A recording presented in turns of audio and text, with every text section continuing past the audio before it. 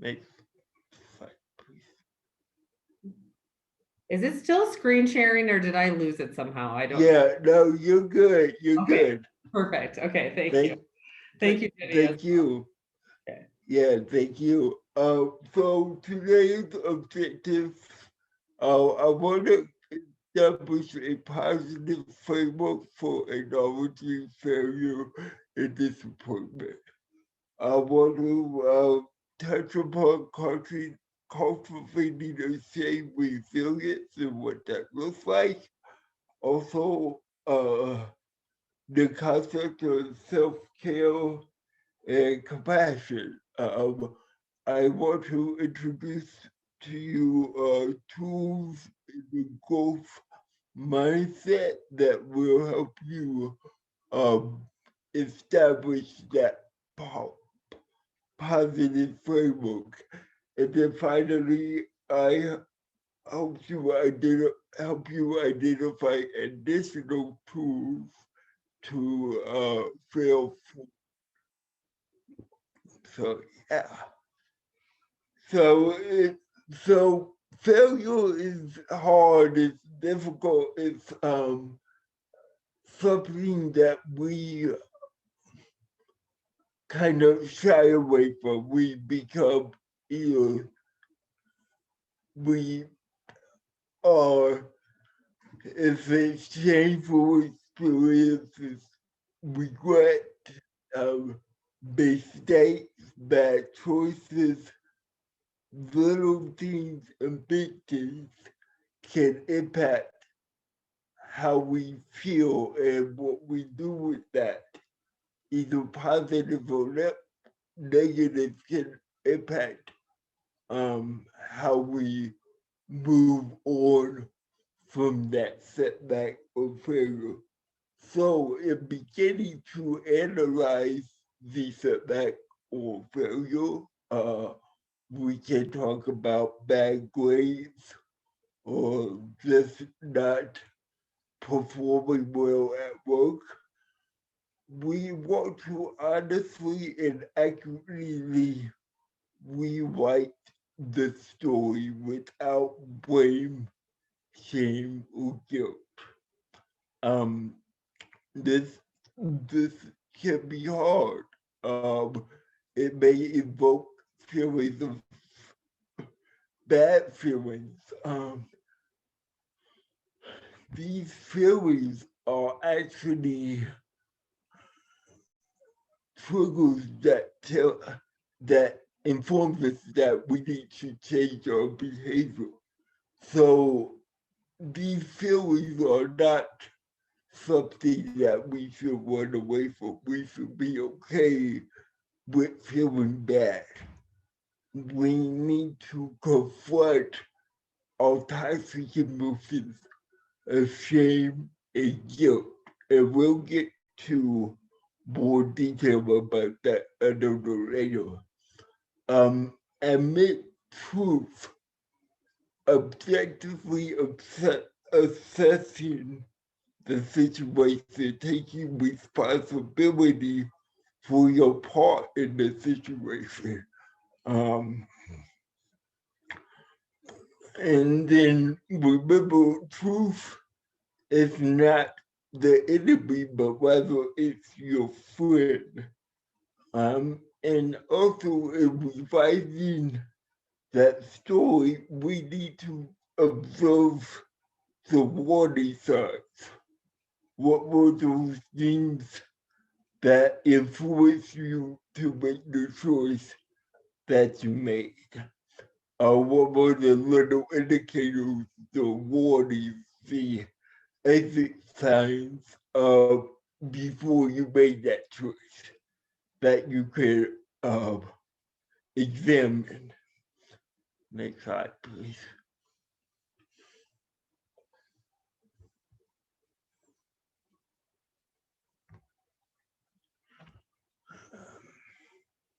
Yeah. So it's like you're even talking to me right now as I'm going through of like, I'm like messing it up for this.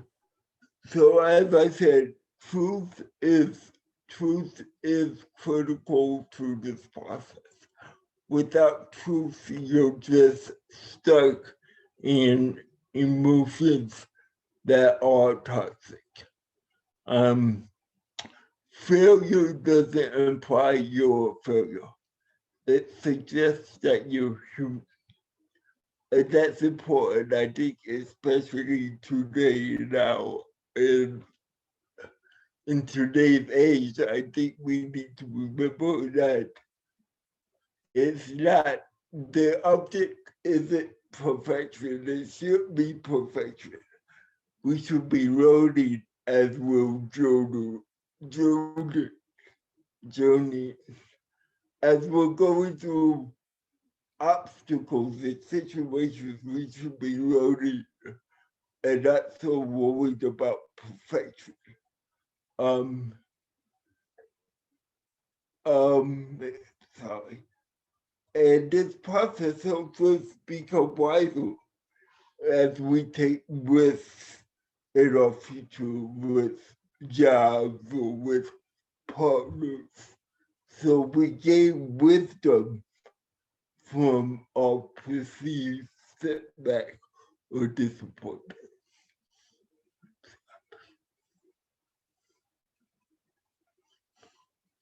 So cultivating the shame resilience. Shame is shame is toxic. It can do damage to your internal self and to your relationship. Um, there's a lot of research on shame, and it's all very practical. But what we want to do is get to a place of empathy rather than shame. We want to acknowledge the setback and value the self. We want to look at the behavior rather than the character. I am not a bad person. I made a bad choice, and here's why. And here's the steps I can take to not make that choice again. So, shame informs, as I said, the way that self is viewed. Guilt, however, informs the way the behavior is viewed. So we're reframing it from the self to the behavior.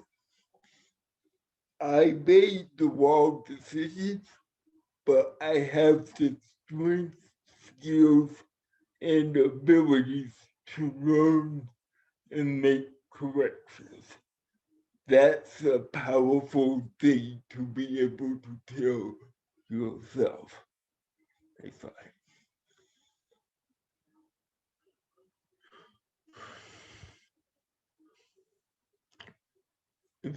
okay, so now I want to share this video with you that I found yesterday.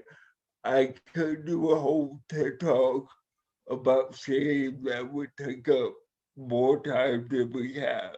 So please enjoy this video and I'll be back on the other side.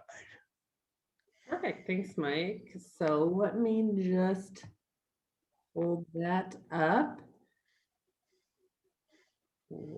This should be.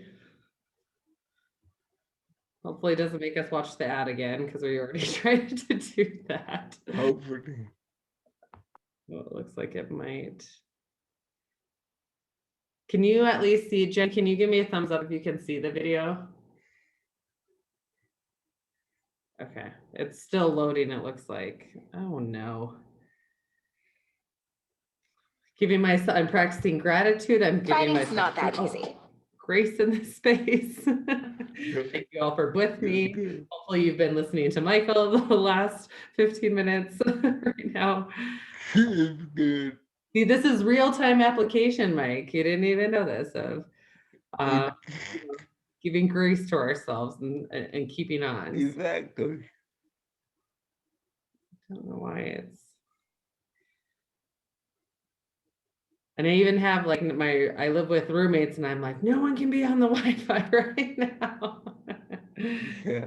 Shame is a Okay, let me just make a big screen so you all can see this. And see, no thanks. Okay.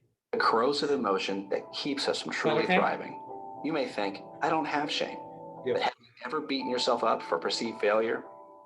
If you don't get the job you want, what do you tell yourself? If your romantic partner breaks up with you, what's your internal dialogue? If one of your projects fail, do you berate yourself? Anytime we beat ourselves up, we are whipping ourselves with shame, damaging our self-esteem, making it harder to succeed, and it's entirely unnecessary. Hi, I'm Peter Montoya from Thrive Union, and I'll be sharing our current thinking on shame, why it's unworthy of us, and how to overcome it so we can truly thrive. Shame is the intensely painful feeling or experience of believing that we are flawed and therefore unworthy of love and belonging. Something we've experienced, done, or failed to do makes us feel unworthy of connection, said Dr. Brene Brown, shame researcher. Shame puts the focus on us being wrong, in contrast to guilt, which tells us our actions or behaviors are wrong. Guilt can help us improve, while shame blocks growth. Shame surrounds us. Advertisers use shame to tell us we're not good enough, happy enough, or healthy enough unless we buy their products. Institutions and organizations tell us we're unworthy of love or condemned to misery unless we use their programs and accept their solutions. Often our own parents and friends or loved ones shame us to hurt us or to get us to change, but shame can only superficially improve behavior. As Brene Brown reports, shame is highly correlated with addiction, depression, violence, aggression, bullying, suicide, and eating disorders. She further states, shame corrodes the very part of us that believes we are capable of change. Shame can change us fundamentally so we don't even try, we don't strive, and we accept our limitations as permanent. But there are ways to beat it. According to Brene Brown, shame needs 3 things to grow exponentially: secrecy, silence, and judgment. But she also tells us how to stop shame in its tracks. Talk to yourself like you talk to self when you're feeling unworthy. How would I talk to Ellen and Charlie in a moment of unworthiness? Would I ever, I would say to myself, God, you're so stupid, Brene. What were you thinking? Would never talk to my kids that way. Talk to yourself like you talk to someone you love.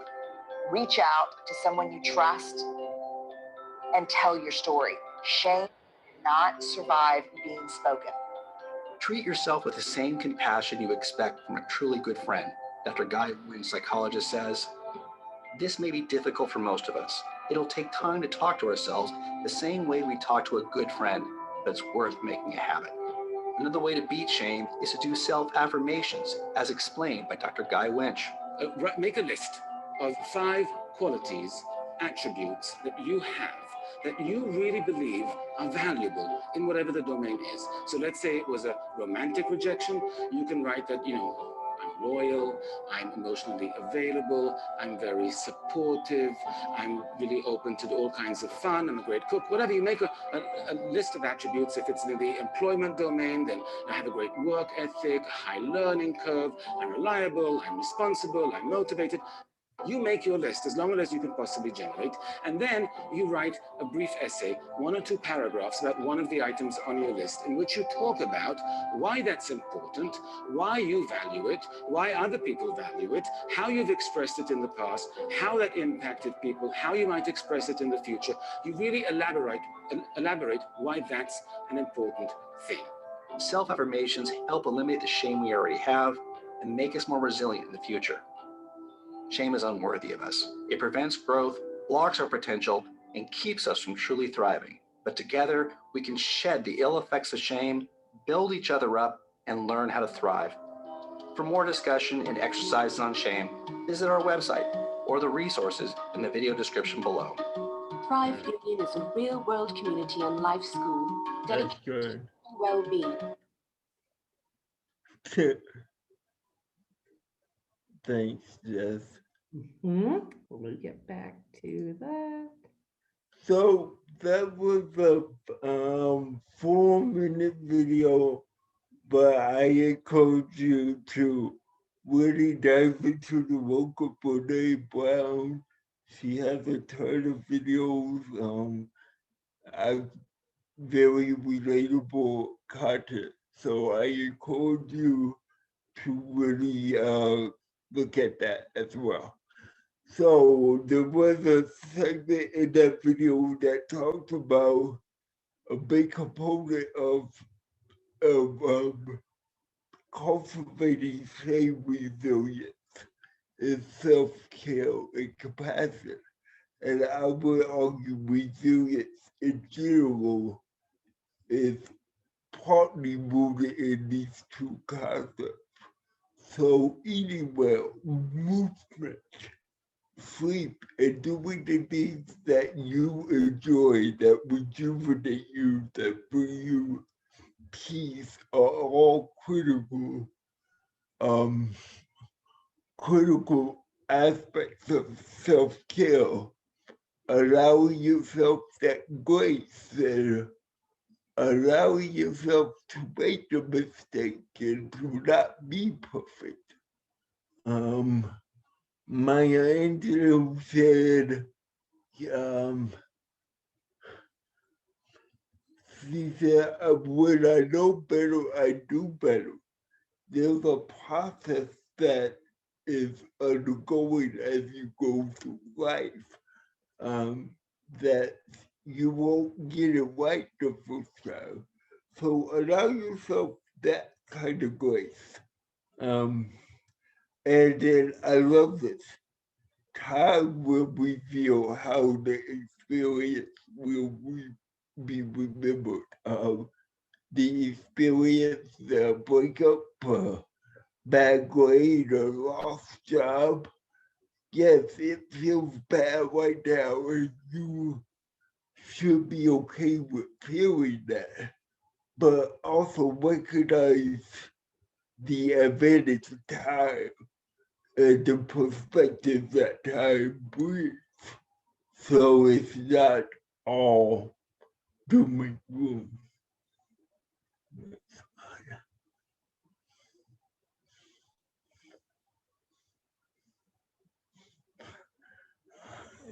Thanks, Ben. Thanks for pointing that out. Great observation. So, something real practical. How do we bring it to a practical level? And I want to thank CSU's Health Network for the resources of a growth mindset. This is really a lot of research has been done locally and more broadly about how to develop the resiliency as a practice, as a set of skills that we develop and strengthen over time. And that process is what we've been talking about all along. Reframing setbacks as learning opportunities, which enables us to embrace the ups and downs of life. What did I learn from the setback?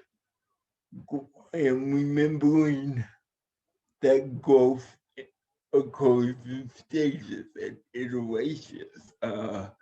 You don't learn how to walk at one time. It's a growth. It's a stage development. Yeah.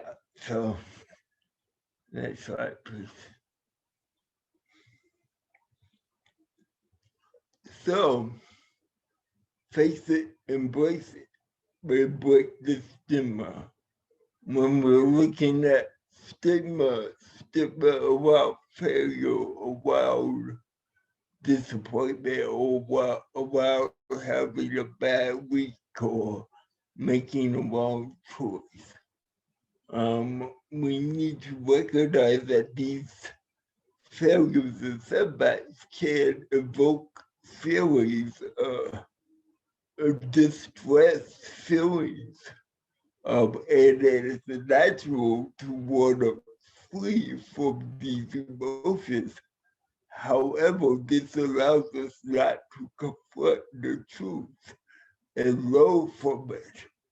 So we're activating the part in our brain that wants to fight or flee from the situation, and it's only in the truth of the situation will we learn what happened and where we go from here.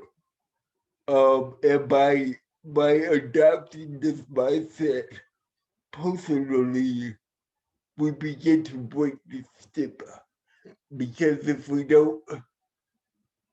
can allow ourselves grace, we can allow it for others. I see a hand raised. Yes, I do. Rachel, if you wanted to either put your question in the chat or you could unmute yourself. And yeah. That was 100% me failing because I was trying to emote and I raised my hand instead. Sorry. No problem. Thank you. Next slide, please.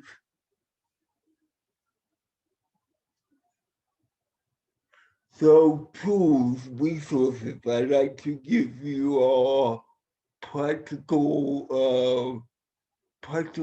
resources to think about and kind of take in. So we write this story openly, honestly, with the emotions and understanding what came in and what triggered what. Oh, come on. Thank you. So, and in that, we can empathize. We can empathize with what made us decide to do it like that. We can empathize with the response.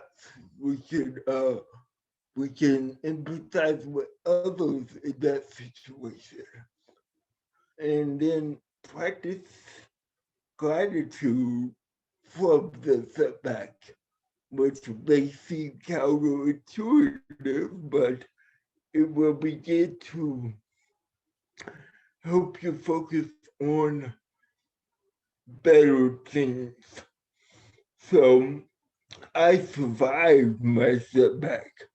I recovered emotionally from my setback, and I am okay. I learned from my setback. That's that growth mindset at work. And then finally, measure of grace. Grace for yourself, grace for others, with the understanding that we are not perfect. We're not going to be perfect. So we really, we really need to extend that grace to ourselves and others, which isn't easy to do all the time, but it's worth it. And then finally, a website at our own health network, the Williams Fail Forward page was the source of a lot of this information that can be expressed better than I can express it. But I hope that you've gained something from this. I know, feel free if you have comments, questions, we can interact. This is a tough subject, so it may not be conducive to Zoom that well, but if you have examples or examples of how this plays out, please feel free to share.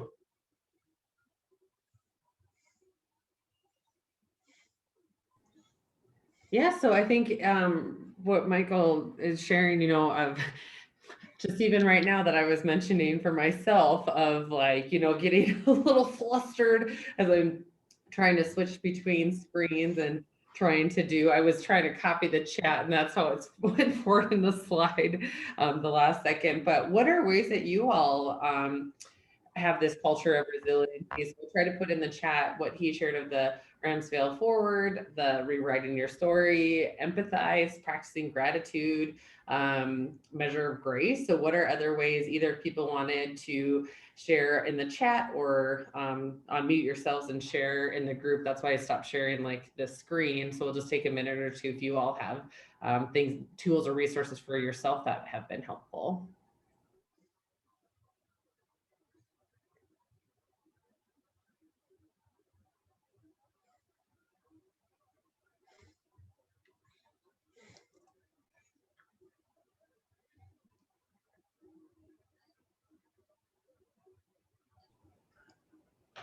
I'll see. So people have shared, and you've probably seen this too, Michael, of great Yeah. stuff and very helpful.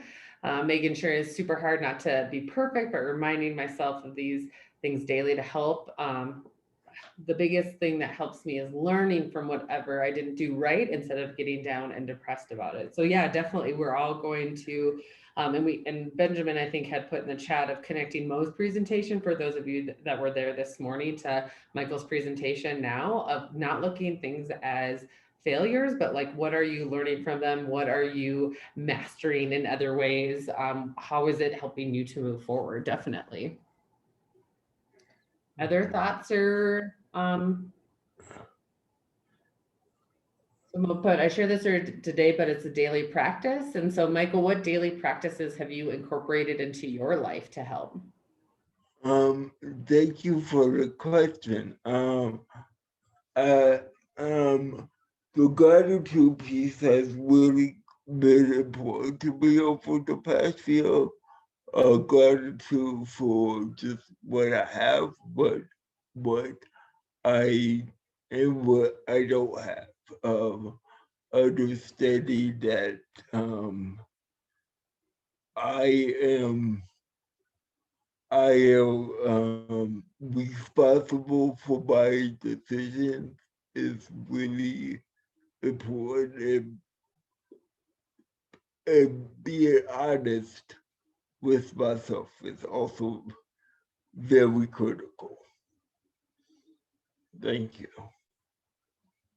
Yeah, definitely being honest and Anya put in the chat, when others are vulnerable enough to share their own experiences about failing forward, that encourages everyone else to do too. So Michael, you even today of like, hey, this is what I've experienced. These are things that I've found, tools and resources for myself when times seem a little bit more challenging. Yeah. Honest, definitely. That's what, last point you ended on. And there's been a lot of setbacks from things that I have made bad decisions and other things that's just life. But you have to really be honest about the role you play in where you find yourself at. Mhm.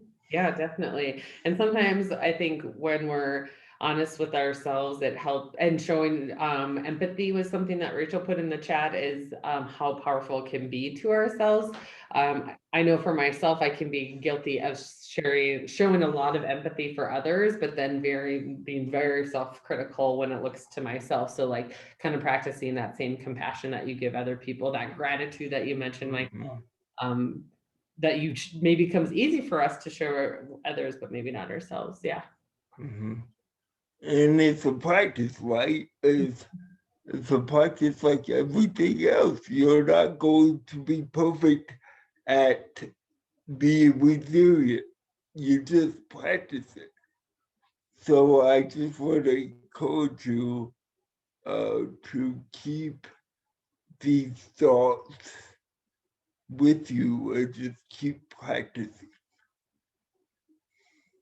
Michael, do you have any strategies since it is this continual practice or this daily focus, I guess, do you find yourself, if you're maybe losing that focus of how much practice it's Yeah, on the track? I find, yeah, thank you. I find mindfulness actually a really good practice.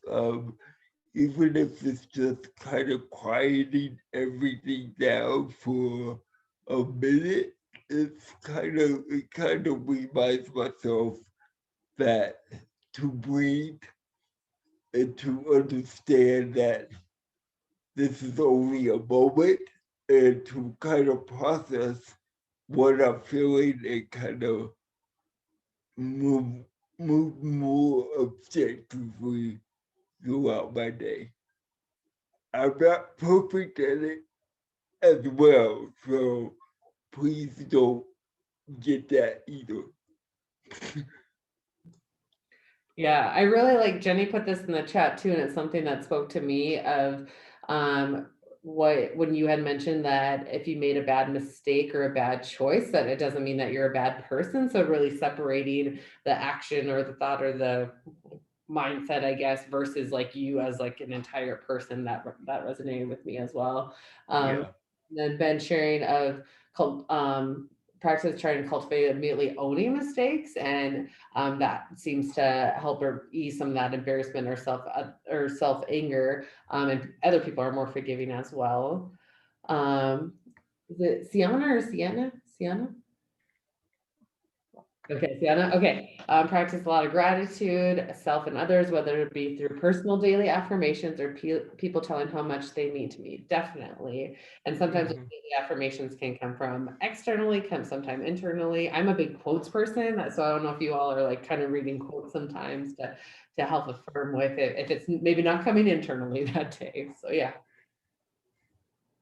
Any follow up with those points, Mike? No, I'm just happy to see that a lot of you all, are aware of these strategies. They may come easier at different times, but at least we know, right? And Mhm. when we know, we can do better. Mhm. And I think we all can do better. So yeah, thank you all. Certainly. Yeah, and I'm just gonna put up, let's see, Michael's contact information on the screen, and then in the chat, I will put the link for the attendance. If this is, got so much stuff going on. What's happening? Okay.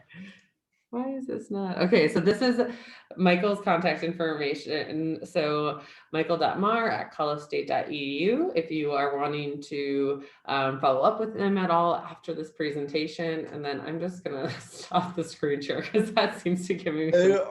And then last part, I want to acknowledge this stuff is difficult. So if you need help, seek help.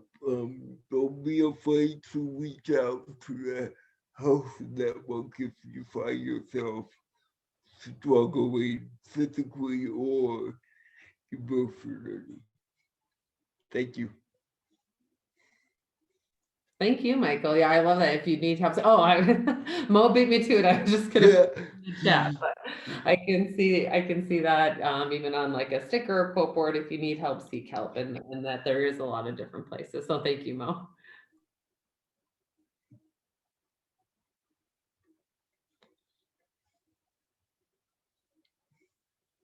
So yeah, Michael and I will stick around if y'all have any questions. Just make sure, or want to continue this conversation at all, just make sure to fill out that attendance link. And yeah, thank you all for joining Michael's session. Thanks, everybody. I love doing the little celebration emoji. I'm gonna stop recording too, just